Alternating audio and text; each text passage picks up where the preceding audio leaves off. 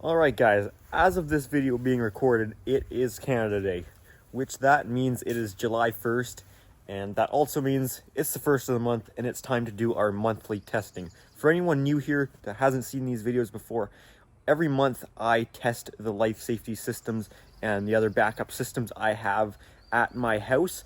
I have two different fire alarm systems. I have a fire alarm system installed in my house and one installed in my garage. Now they're actually both tied together, but they're both commercial systems and I test them just like they would be if they were a commercial system, how they're supposed to be tested. I have these installed to offer me better protection than I was getting with the residential devices, more customized options, and I get to make these videos to educate others on it. I'm also testing my backup generator as well as my emergency lighting and UPSs and all the other systems that should be tested to make sure that they're working if they're ever needed. Now I ask everyone to leave a comment to say what they'd like to see activated by for the next system test, and for this month this is the comment I'm going to be going with, which was the panel room pull station and the common space smoke detector in the garage. So for today's test, I don't need to bring any tools or anything into the house. We're going to go to the house fire alarm system, and there's a pull station beside the fire alarm panel, and that's what we're going to activate the system with in today's video. So we'll make our way down to the fire alarm panel.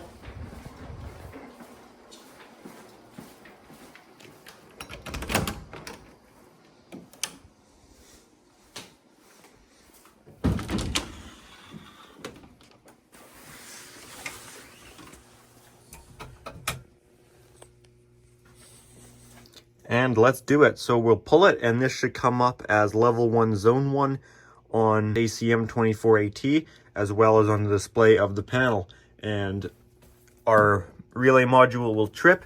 This will set a supervisory in our other fire alarm system in the other building. It will also shut the fire door, and it will shut down our furnace. Let's get it.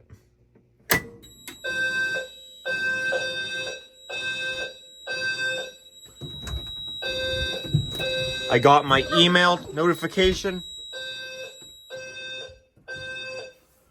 Go check our devices.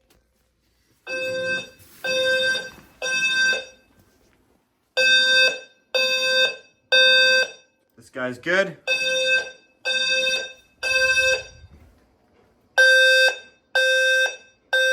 Hallway device good.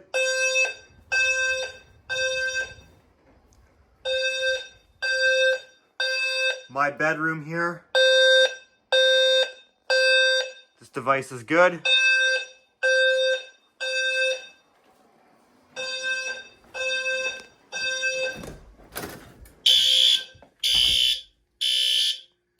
This device is good.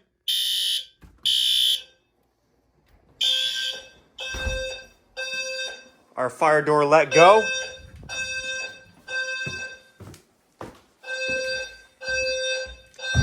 Our annunciator is displaying the same thing. Pull, furnace / fire panel, room, level 1.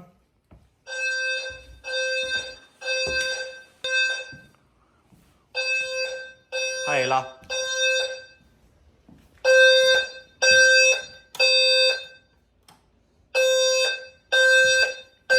Our main second floor device, working good.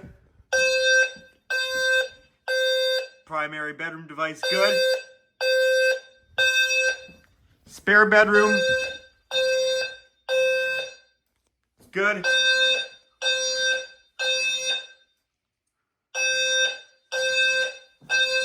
Check the office. That device is good.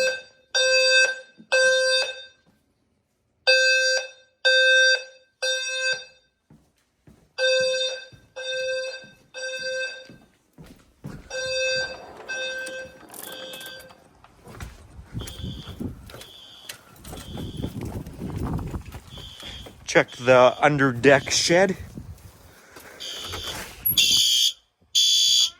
Device is good. And we'll check the garage that our supervisory has came up.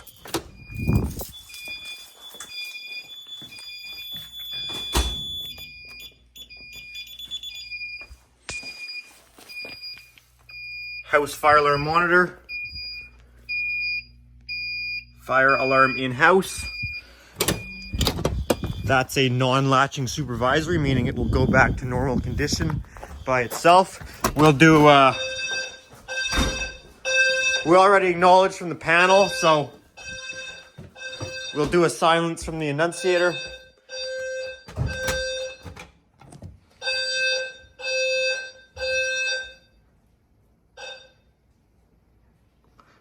And we better reset that pull station before we do a reset.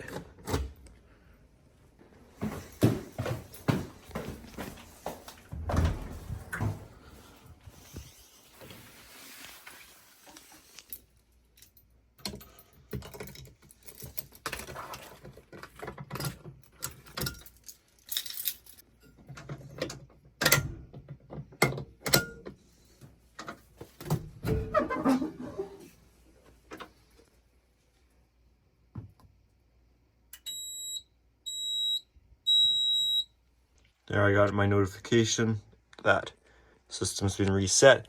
So this guy will reset first on here. The system itself will visually look like it's reset.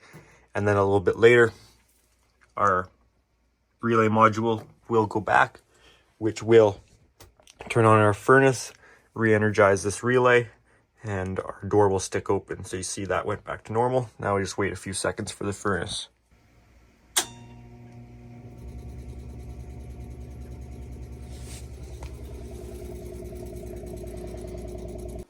And now you'll see our fire door will hold open. Okay, so now we're going to test the fire alarm system in the garage. So we'll initiate that. I'll explain what we're going to do out there, but we will be back in the house as we do need to set off this guy right here, this garage building B fire alarm active. Yes, that's spelled wrong. I need to add another A there, but you get the point. This chime will go off during a fire alarm event in the garage building.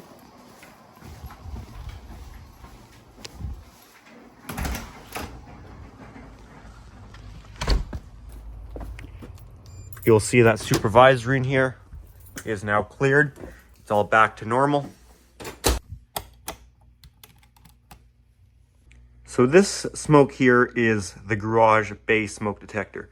The detector that was requested to be activated today was the common space smoke detector, which is the smoke detector up here at the highest part of the ceiling. So that's the guy we're going to be setting off today. So we needed some canned smoke, and we'll set it off. Been getting comments about this Edward 6500. This is actually a special 6500. It's not your average 6500, but I won't say that until the video. I'm just waiting to get one part to complete it, and then I will be sure to make videos on this. This is probably the coolest fire alarm system I have.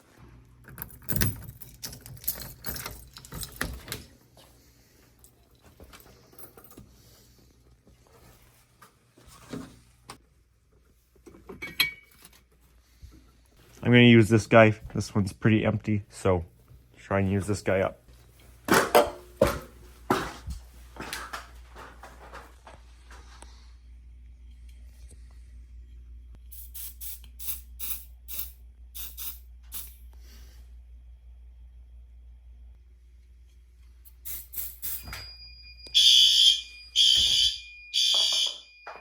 There we go. All right, I got my email notification.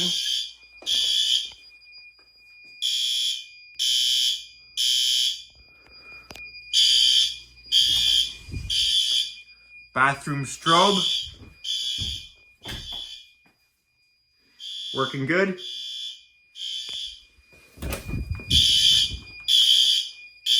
Our main horn strobe. That's good.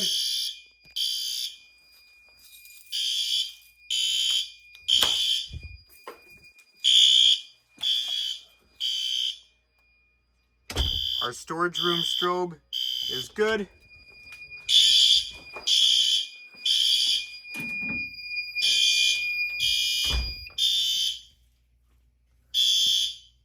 You can see smoke photo, common space.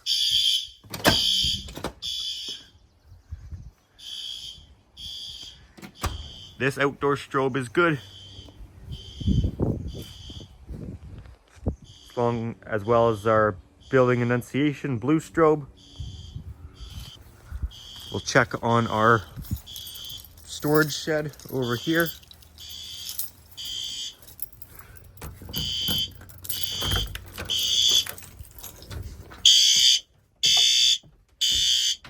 This guy is good.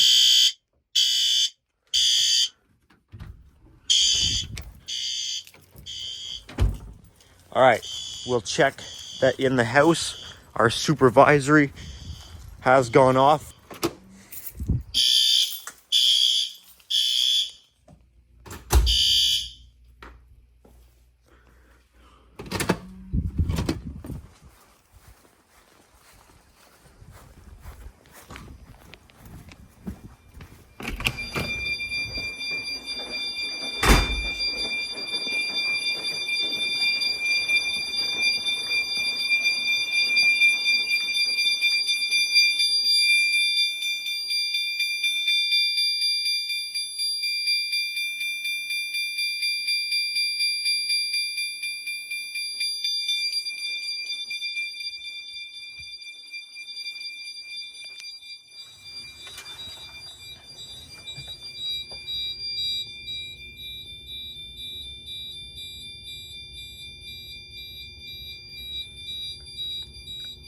Fire alarm in garage building B.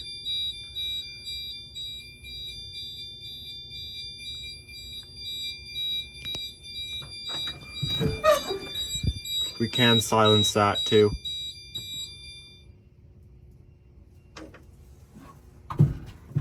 That is just like the garage supervisory though, where it is on there it's called a tracking supervisory.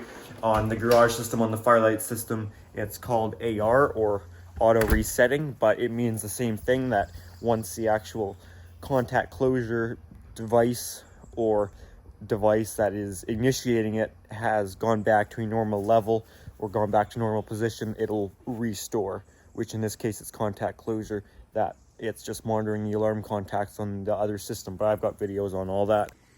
Alrighty, you can see our strobes, well maybe you can't see, but the strobes are still flashing.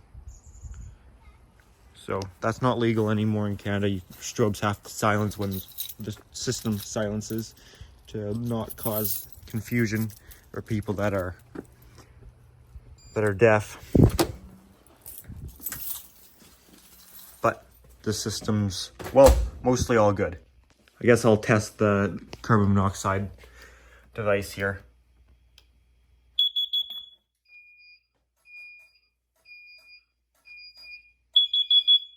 Now, if that was actually set off, not just using the test button, that would continue to do temporal 4. You can see this carbon monoxide strobe is good.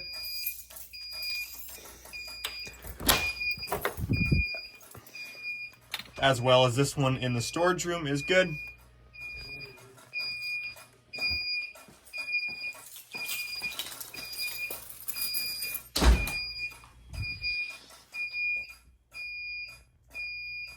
That one is also good.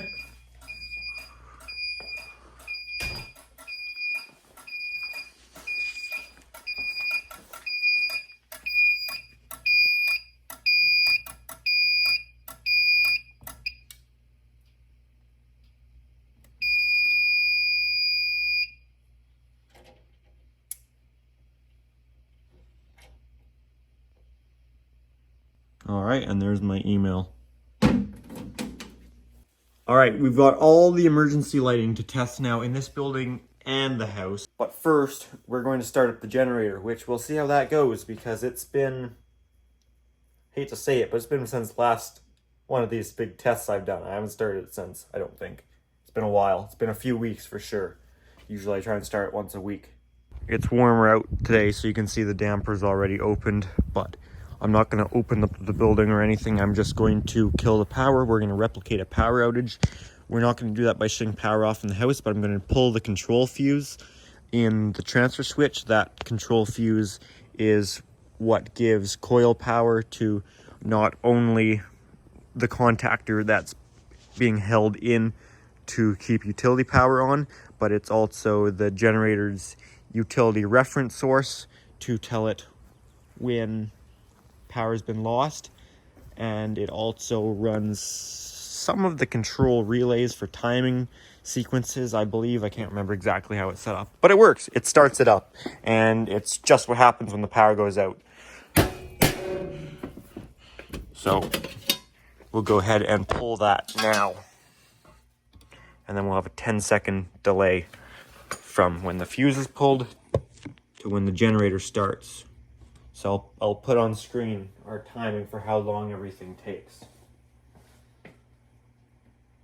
3, 2, 1, power out.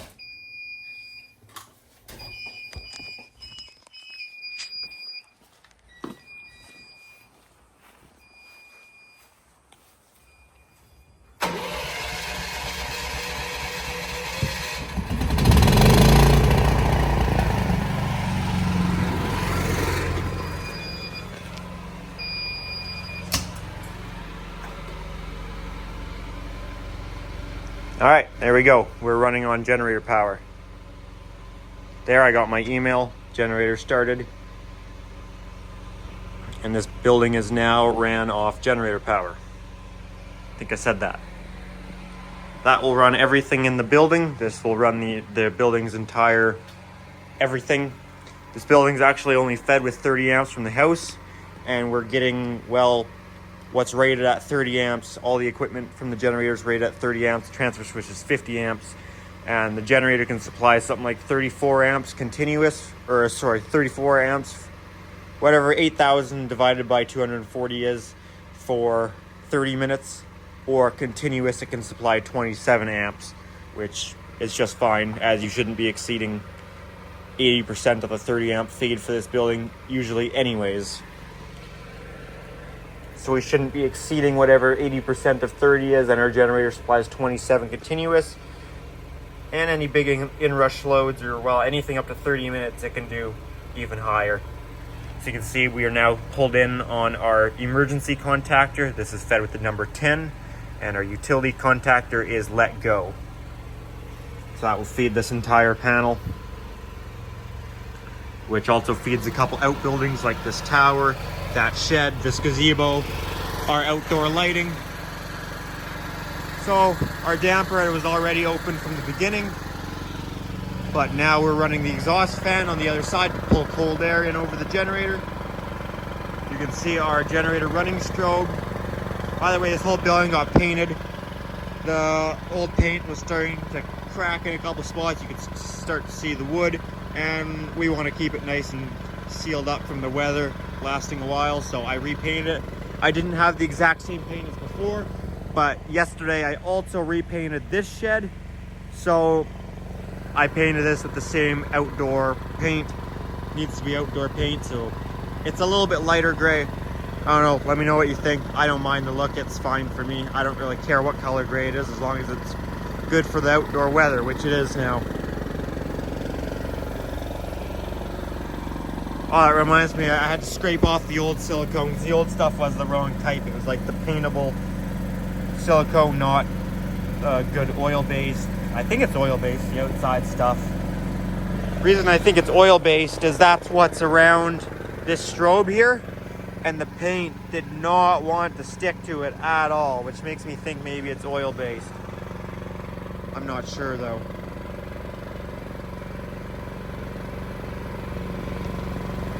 We'll let this run for a couple minutes. We can open this up to see our load in volt amp.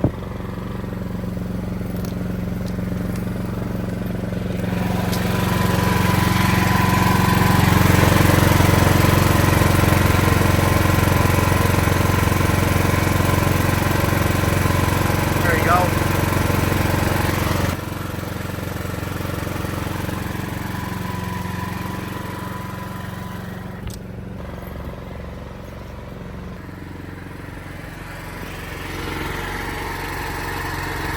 A lot of people think this generator is really loud, which it really isn't. It's already a quiet generator, and it's in an enclosure. When you hear it compared to other portable generators that are just sitting outside, it's quite quiet. Compared to any commercial diesel generators I'm used to working on, this is really quiet. So a lot of people are thinking like, oh, is it gonna bother the neighbors? I'll show you how loud it is from in the house. It's already not that loud from on the deck. Like I could talk at a normal voice and it's fine. Here, do you wanna go inside?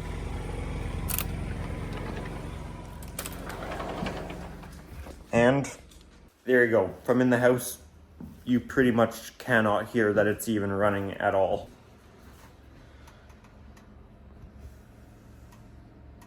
But it is.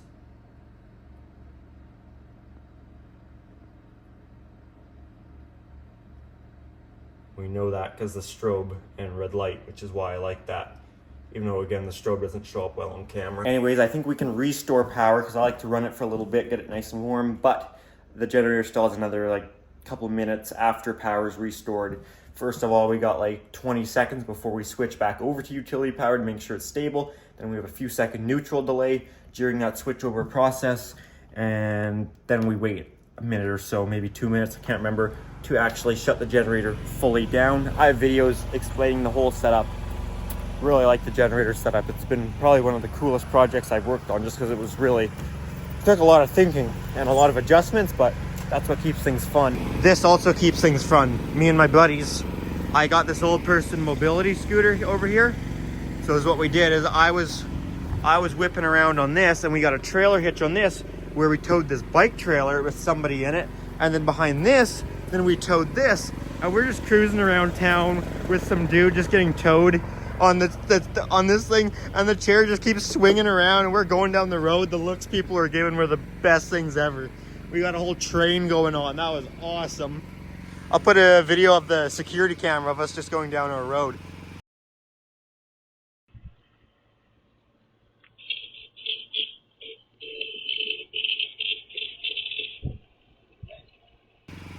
But yeah, that was pretty funny. That was fun. Did that last night.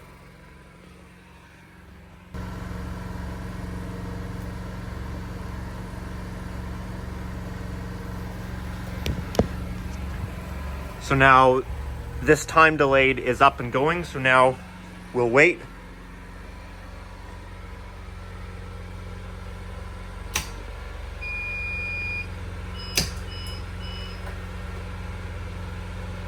And there we go. There was our few second neutral delay. So we're all done in here. The generator's now running with 0 load on it. Just to run without load so it will cool down. So it'll run for another little bit without load on it, and then it will shut back down. We can verify that if we look at it, that there will be very little load. It's only running its fan now and its indicator lights. There you go. Not much. The biggest draw there would be this fan, and then it's running this light and this strobe.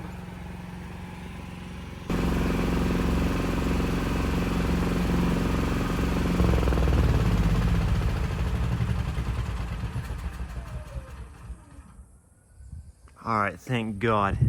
You don't have to sit in the sun any longer to film this, and it's freaking hot out here.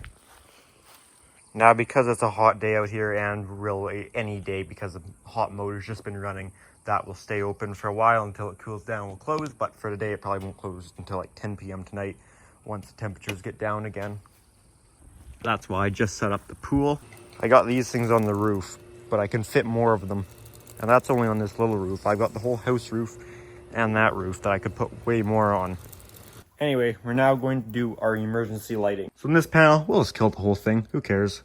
That won't start the generator because the generator's all from before it. See the fireman panel switched over. This exit sign emergency combo, that's running. You can hear our intrusion alarm is still up and going on battery backup. This UPS to run the computer, that is working. This emergency light up here is working. Our UPS to run the stereo and projector is working because we can see this is still on. Projector still has its power indicator light on. That emergency light up there, that is working well.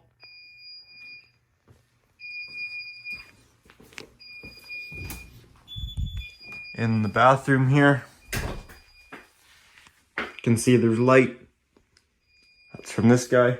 That's working all good.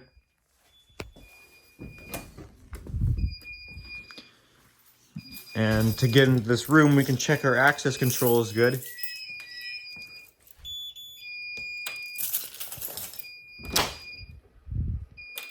You can see that let us in.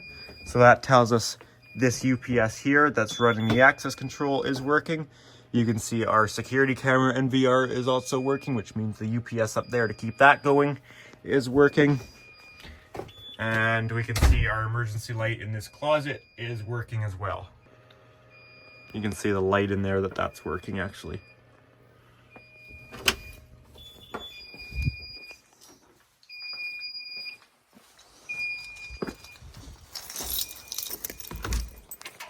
Our generator building emergency light, that's running well.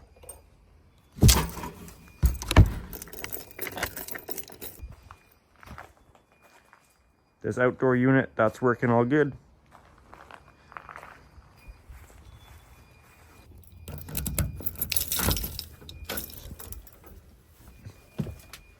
All right, that's all good in here. We can switch this building back on here, that's all good.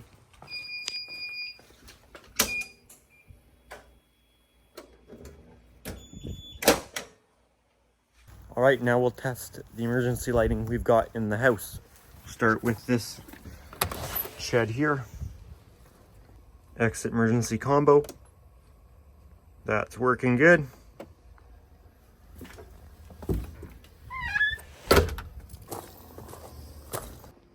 This guy there will stay on for an extra 15 minutes or so after power is restored.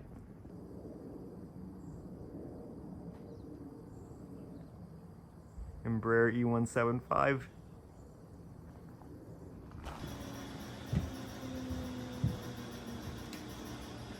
All right, that guy is good. The combo in my room here. That guy is good. Our one in the fire alarm panel room here.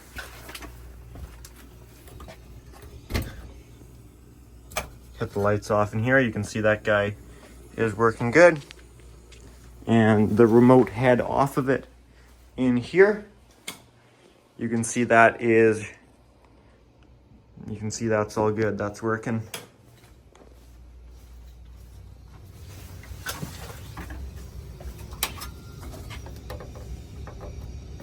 And on the second floor, this guy here, that is good. And that one there is good. And I won't worry about the UPS up here since that one does a self-test. I lied to you guys, that was an E175LR. Forgot the LR part. Now that we're done messing with fire alarms and power, this will hold open for good.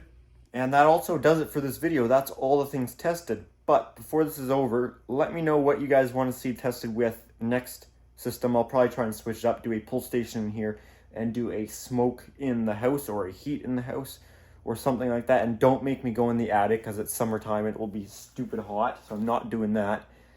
But I'll try and switch it up, try and do a different type of device and do something that wasn't tested recently. But yeah, anyways guys, that's gonna be it for this one.